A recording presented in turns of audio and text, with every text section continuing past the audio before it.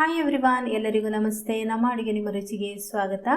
ಇವತ್ತು ನಾನು ನಿಮಗೆ ಕೇವಲ 10 ನಿಮಿಷದಲ್ಲಿ ಮಾಡುವಂತಹ ಒಂದು ಗರಿಗರಿಯಾದ ಆರೋಗ್ಯಕರವಾದ ರೆಸಿಪಿಯನ್ನು ತೋರಿಸ್ತಾ ಇದ್ದೀನಿ. ಜಾಸ್ತಿ ಶ್ರಮ ಇಲ್ಲ, ಹಾಗೆಯೇ ಈ ತಿಂಡಿಯನ್ನು ತಿಂದವರು ನಿಮ್ಮ ಕೈ ರುಚಿಗೆ ಮರಳಾಗದೇ ಇರಲ್ಲ, ಅಷ್ಟೊಂದು ಚೆನ್ನಾಗಿರುತ್ತೆ. ಬನ್ನಿ ಈಗ ಇದನ್ನು ಮಾಡುವ ವಿಧಾನ ಹೇಗೆ ಅಂತ ನೋಡೋಣ.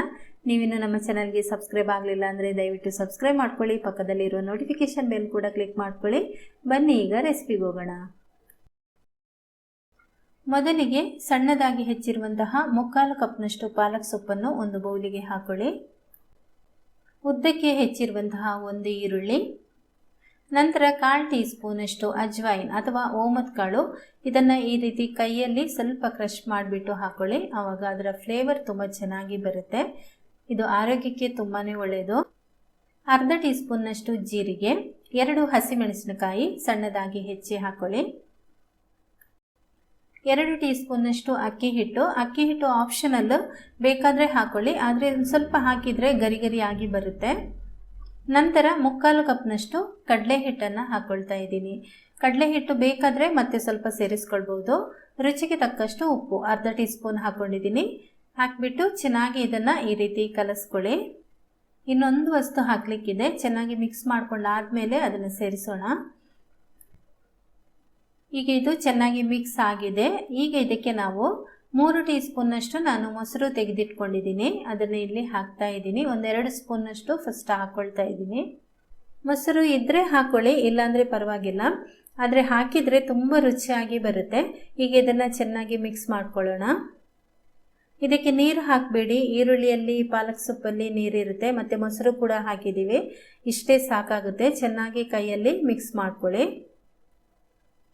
ಉಪ್ಪು ಹಾಕಿದಾಗ ಅದರಲ್ಲಿರುವಂತಹ ನೀರೆಲ್ಲ ಬಿಟ್ಕೊಳ್ಳುತ್ತೆ ನೋಡಿ. ಹೀಗೆ ಇಷ್ಟು ಮಿಕ್ಸ್ ಆಗಿದೆ. ಈಗ ಇದರಲ್ಲಿ ಮಾಡ್ಬೋದು. ನಾನಿಲ್ಲಿ ಇನ್ನೊಂದು ಸ್ವಲ್ಪ ಕಡಲೆ ಹಿಟ್ಟನ್ನು ಸೇರಿಸ್ಕೊಳ್ತೀನಿ.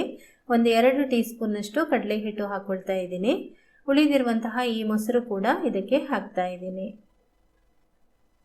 ಚೆನ್ನಾಗಿ ಈಗ ಇದನ್ನು ಕಲಸ್ಕೊಳ್ತಾ ಇದ್ದೀನಿ.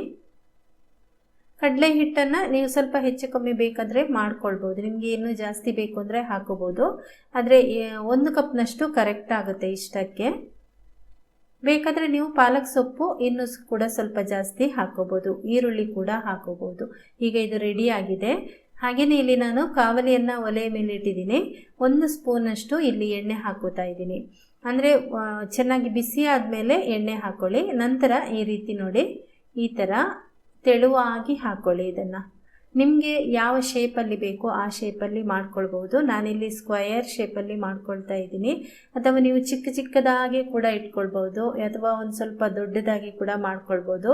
ದೋಸೆ ಥರ ರೌಂಡ್ ಶೇಪಲ್ಲಿ ಕೂಡ ಮಾಡ್ಕೊಳ್ಬೋದು. ನಿಮಗೆ ಯಾವ ರೀತಿ ಬೇಕು ಆ ರೀತಿ ನೀವು ಮಾಡ್ಕೊಳ್ಬೋದು. ತುಂಬ ರುಚಿಯಾಗಿ ಗರಿಗರಿಯಾಗಿ ಕೂಡ ಬರುತ್ತೆ. ಇದು ತೆಳುವಾಗಿ ಮಾಡ್ಕೊಳ್ಳಿ, ತುಂಬಾ ಚೆನ್ನಾಗಿರುತ್ತೆ ಟೇಸ್ಟು. ಈಗ ಈ ರೀತಿ ಮಾಡ್ಕೊಂಡಾದ್ಮೇಲೆ ಮೇಲ್ಗಡೆ ಇನ್ನೊಂದು ಸ್ಪೂನ್ ಎಣ್ಣೆ ಹಾಕ್ಕೊಳ್ತಾ ಇದ್ದೀನಿ.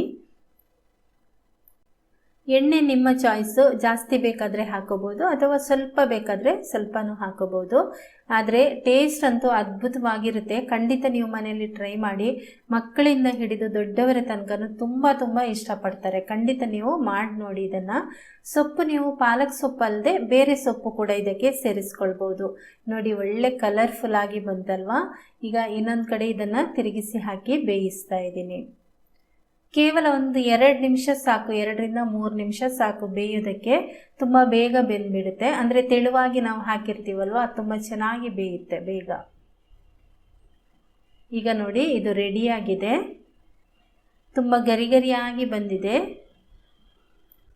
ವಾವ್, ಕಲರ್ ನೋಡಿ ಎಷ್ಟು ಸೂಪರಾಗಿ ಬಂದಿದೆ ನೋಡಿ. ಇನ್ನೊಂದು ಸಲ ಹಾಕುವಾಗಲೂ ಒಂದು ಸ್ವಲ್ಪ ಎಣ್ಣೆ ಹಾಕಿಬಿಟ್ಟು ನಂತರ ಅದನ್ನು ಹಾಕ್ಕೊಳ್ಳಿ. ನೋಡಿ, ಈ ರೀತಿ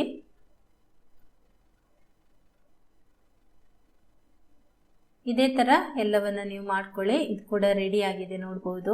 ಕೆಂಪಗೆ ಗರಿಗರಿಯಾಗಿ ಬಂದಿದೆ. ಬಿಸಿ ಬಿಸಿಯಾಗಿ ತಿಂದು ನೋಡಿ, ಅದ್ಭುತವಾಗಿರುತ್ತೆ. ಬೆಳಗಿನ ಗಡಿಬಿಡಿಯಲ್ಲಿ ತುಂಬ ಬೇಗ ಆಗುವಂತಹ ಆರೋಗ್ಯಕರ ತಿಂಡಿ. ಅಥವಾ ನೀವು ಸಂಜೆ ಮಕ್ಕಳು ಸ್ಕೂಲಿಂದ ಬರುವಾಗ ಕೂಡ ಇದನ್ನು ಸಂಜೆ ಟೀ ಜೊತೆ ಕೂಡ ಮಾಡಿ ಕೊಡ್ಬೋದು. ಓಕೆ ಫ್ರೆಂಡ್ಸ್, ಈ ಒಂದು ರೆಸಿಪಿ ನಿಮಗೆ ಇಷ್ಟ ಆಗಿದೆ ಅಂತ ಅಂದ್ಕೊಂಡಿದ್ದೀನಿ. ಹಾಗಾದರೆ ಒಂದು ಲೈಕ್ ಮಾಡಿ, ನಿಮ್ಮ ಪರಿಚಯದವರಿಗೆ ಶೇರ್ ಮಾಡಿ. ನಮ್ಮ ಚಾನಲ್ಗೆ ನೀವಿನ್ನೂ ಸಬ್ಸ್ಕ್ರೈಬ್ ಆಗಲಿಲ್ಲ ಅಂದರೆ ದಯವಿಟ್ಟು ಸಬ್ಸ್ಕ್ರೈಬ್ ಮಾಡ್ಕೊಳ್ಳಿ. Thank you.